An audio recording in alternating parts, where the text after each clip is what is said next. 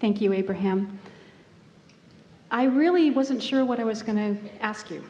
Now that's just annoying to all of them. No, because I had 3 or 4 questions that were coming to mind, and so I'm just trusting that the right one is the one that will come out of my mouth. Yeah.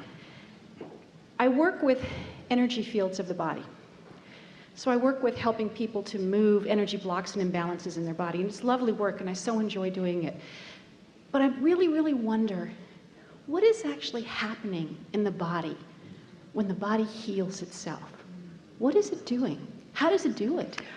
Well, first of all, it's important to understand that the trillions of cells in your body are vibrational focal points, so to speak, like trillions of consciousnesses in your body. And they are in communication with the source energy part of you. You accept that, or maybe you do. We want you to understand that your Earth spinning in its orbit in perfect proximity to other planets is about intention that is focused about it. And we want you to understand that the well-being of your physical apparatus has that same attention upon it, so that it is normal that you thrive. So it isn't that it works to thrive, it is that it is natural to thrive. And so anytime you are thinking thoughts, your thoughts are affecting the communication between that source and your cells. So when you say you are doing energy work with others, meaning you're coming into alignment, focusing upon their apparatus and using the influence of your alignment to assist them, still you are only as effective as your ability to get them to relax and get out of the way.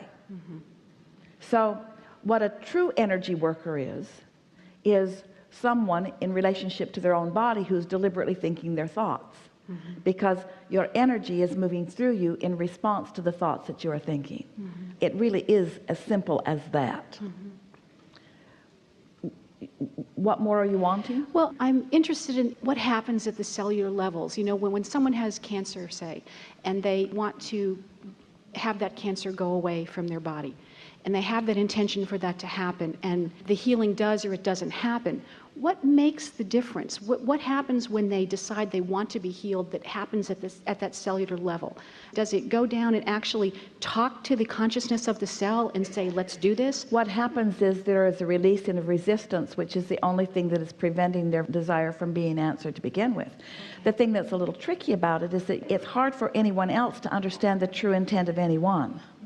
So that's part of it. But the most significant thing, let's just assume for sake of what you're asking here, and it is logical to most, that when someone has a disease, something that they do not want, that they would like to release that from their experience. But it goes back to what we were saying in the very first words that we offered today.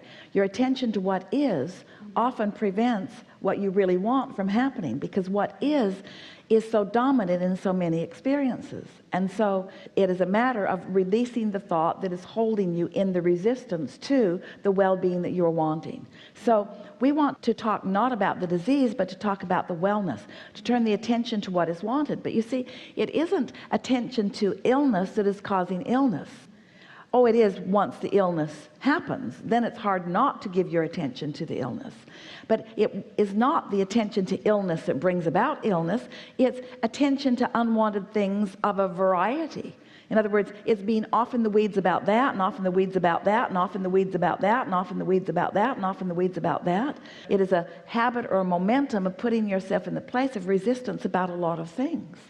There is just a general attitude of unworthiness that abounds in the physical environment that springs forth from people not getting what they think they want and assuming that there is something outside of them that is preventing them from getting it. And so they assign themselves this feeling of unworthiness because their logic tells them that if they were really doing what they should be doing, then they would really be getting what they're wanting. And so it can be complicated, the reasons why, but it is always accompanied with negative emotion.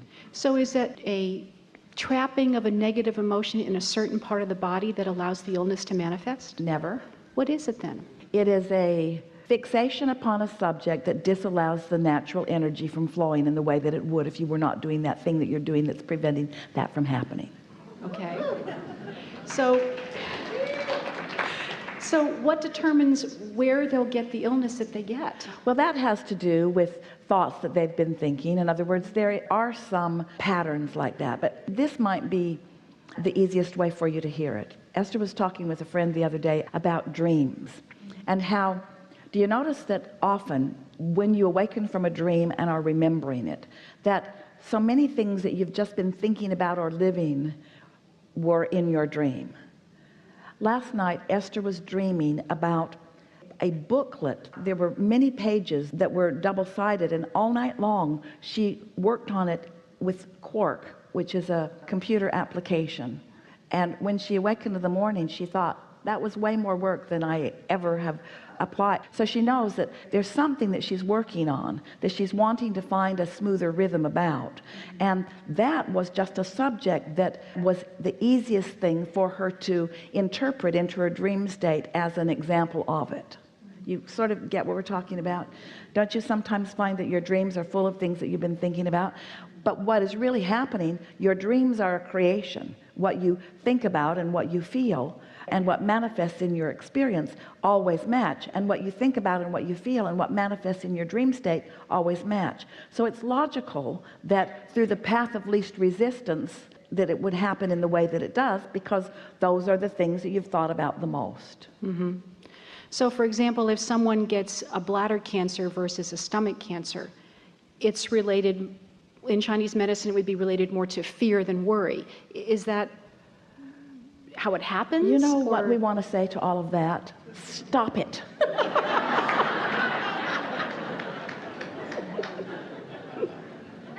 Just stop it. Because the scrutiny about things like that only holds you in a thought pattern that is not helpful. The path to wellness is not identifying an isolating disease. We know in the physical format it feels like it is, but that's part of that that we're talking about. What you're really wanting is alignment with this. The best way that we can explain this to you, and it may not be the technical understanding that you're reaching for here, but see the cork floating on the surface of the water. That's alignment. Now take hold of it and hold it under the water. That's resistance. But when you let go of it, it bobs right back up there again. And so just don't try so hard to manage the cork. Oh, cork. Oh, cork. You're under the water now, and I want to identify why that is. I don't know why you're choosing to be under the water like you are.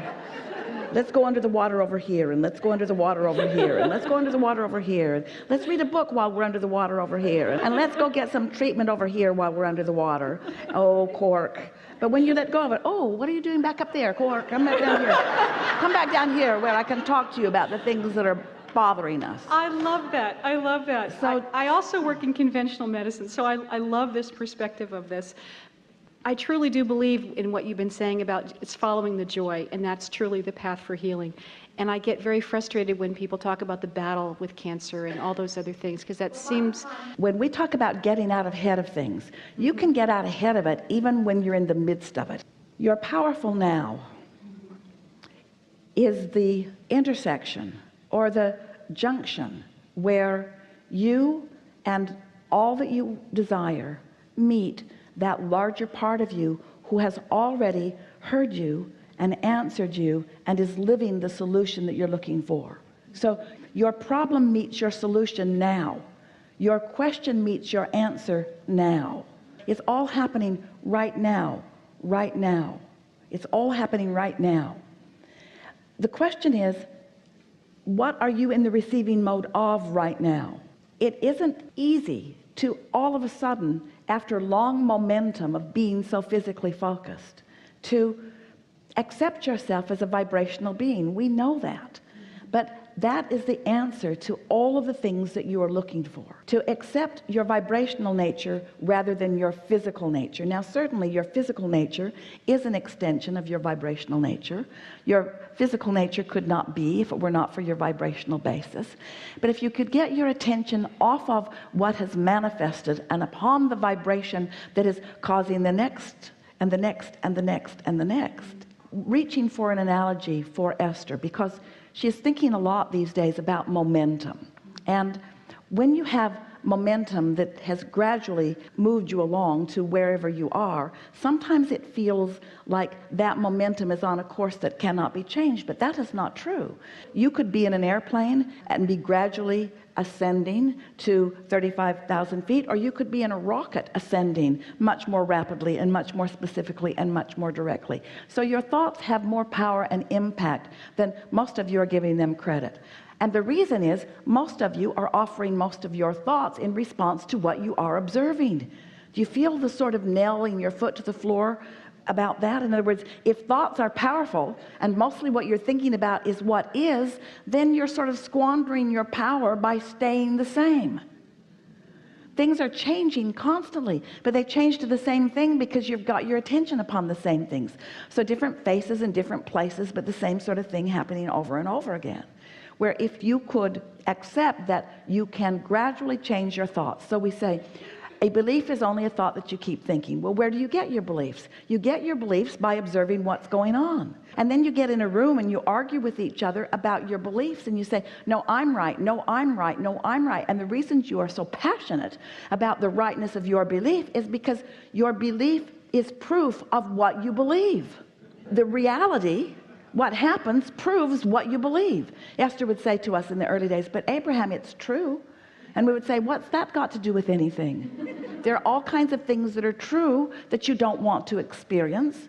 Be more discriminating about which beliefs you focus upon, which beliefs you hold active in your experience, which beliefs continue to replicate themselves in your experience because the thoughts that you continue to think.